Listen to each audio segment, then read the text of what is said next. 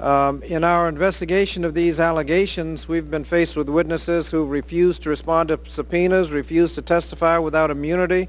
Others refuse to cooperate, claiming unprecedented privileges. So I guess my question is how we can enforce the limitations on power, on executive power, in light of the situation we find ourselves in without using the impeachment inquiry process.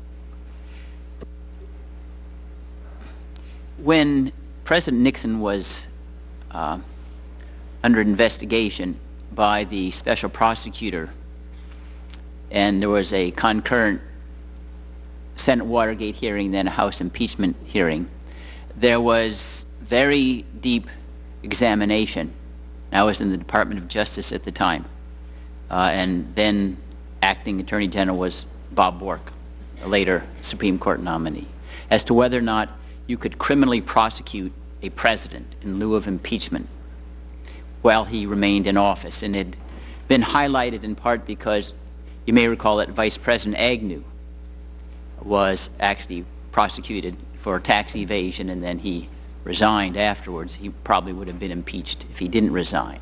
But the conclusion was that you cannot criminally prosecute a president who's incumbent because there's just one figure who can make executive decisions. You can't have an acephalous branch, so to speak, unlike the possibility of prosecuting a member of Congress or a Supreme Court justice where the institution would continue to function. But the corollary of that conclusion is that short of impeachment, there isn't anything you can do about a president, and that in some sense underscores the political nature of the decision. It's one that can't be shirked because there isn't any other way to get at an abuse of power. I'd just like to make one observation about the idea of misleading Congress as an impeachable offense. And this is a quotation from James Iredell. Now, he was appointed by George Washington to be on the first Supreme Court of the United States. He was there, if you will, at the creation, to borrow from Dean Acheson. And he was speaking to the North Carolina Ratification Convention. And this is what he said: "The President must certainly be punishable for giving false information to the Senate. He is to regulate all intercourse with foreign powers, and it is his duty to impart to the Senate every material intelligence he receives, whether he believes it or not.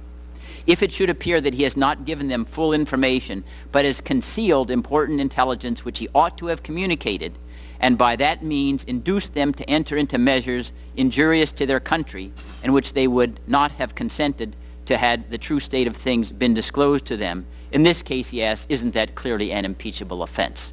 So the Founding Fathers understood exactly the situation that has been alleged in this case. Not necessarily that President Bush lied. It's clear he didn't give the full slate of information to the Congress that was available regarding weapons of mass destruction, collusion with, between Saddam and al-Qaeda or otherwise. And this is, as the Supreme Court has said, a virtual definitive interpretation of an impeachable offense because it was made by someone who was there at the time, participated in the convention and ratification. It's not something that's concocted after the fact. Thank you, Mr. Barr. I'm sorry. And Ms. Holtzman. Thank you. If I could, with the indulgence of the Chair, just respond briefly. There are, of course, a number of things that Congress can do legislatively. We've touched on a number of them here today with regard to state secrets, signing statements, executive privilege, and so forth. But I think in answer to the gentleman's question, at an absolute minimum, Congress cannot make matters worse, which it did in passing recently the amendments to the Foreign Intelligence Surveillance Act, which not only vastly expanded the power of the executive branch to surveil American citizens in their own country without cause or without court order, but gave both retroactive and prospective immunity to companies that demonstrably, even from what little we know thus far, given the parameters and extent of secrecy practiced by this administration, clearly violated the law as well. And Congress, not this committee certainly, but a majority of members of both houses basically have set the constitutional clock back considerably by caving in to the administration on that just one particular instance where the executive branch has not abided by the law and not abided by the very clear intent and wishes of the Congress. Congressman, you ask a very important question, and I completely agree with Mr. Fein. In a way, Congress can pass all the statutes that it wants, and a president who doesn't feel bound by the law can ignore them. That is the problem. Prosecution, I agree that the precedent that was set with regard to President Nixon is that a sitting president cannot be prosecuted.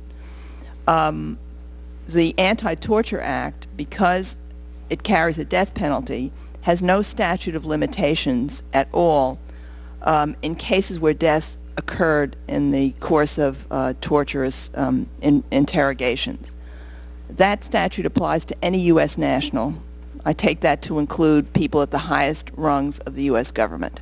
So anyone who engaged in torture could be prosecuted for the rest of his or her life under that statute.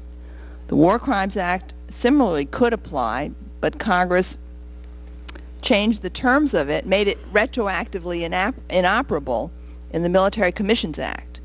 If Congress wanted to rejuvenate that act and make it applicable, it could remove the inoperability of it, restore it to its full effect, and what would happen is that people who engaged in cruel and inhuman conduct, and there's no question that waterboarding, for example, would fall under that, would be prosecutable, and in cases where death resulted, there'd be no statute of limitations, so that threat of prosecution would hang over their lives for the rest of their lives. That statute also applies to any U.S. national, and I take it that applies to people at the highest as well as lowest rungs of our government. That statute was a matter of grave concern to this administration, if you read the memorandum that was prepared by Alberto Gonzales to the President, reflects. That was one of the reasons that the suggestion was made that we opt out of the Geneva Conventions. But aside from prosecution and maybe down the road, a truth commission, I'm sure there are other remedies that can be applied.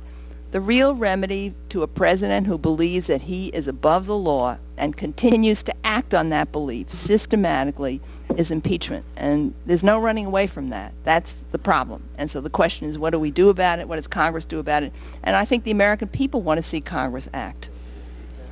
Mr. Chairman, Mr. Chairman, over here. Who? Over here. Right here. I'd like to elaborate on what Mr. Fein said. Right in front of you, sir. I make it very clear in my book that President Bush has temporary immunity from criminal prosecution. But the law is very clear that once he leaves office, he can be prosecuted for any crimes he committed while he was in office. The U.S. Constitution provides that, goes all the way back to the Federalist Papers, 1787, Alexander Hamilton. Once he leaves office, he can be prosecuted for any crimes he committed while he was in office. When President Nixon resigned in 1974, there was quite a demand, as you probably know, from many people to prosecute him for Watergate-related crimes. I think the crimes were obstruction of justice, wiretapping, subornation of perjury. And this necessitated, in President Ford's mind, to pardon him. Now, if he had immunity, there'd be no need for Ford to intervene and pardon President Nixon. So Bush does not have immunity from prosecution for murder once he leaves office. And the criminal investigation of whether he committed murder can commence at this time right now. And when he leaves office, I guess it's what, January 20th, 2009, they can hit the ground running. But I want to make that very clear. I've never suggested that he can be prosecuted for murder while he's in office.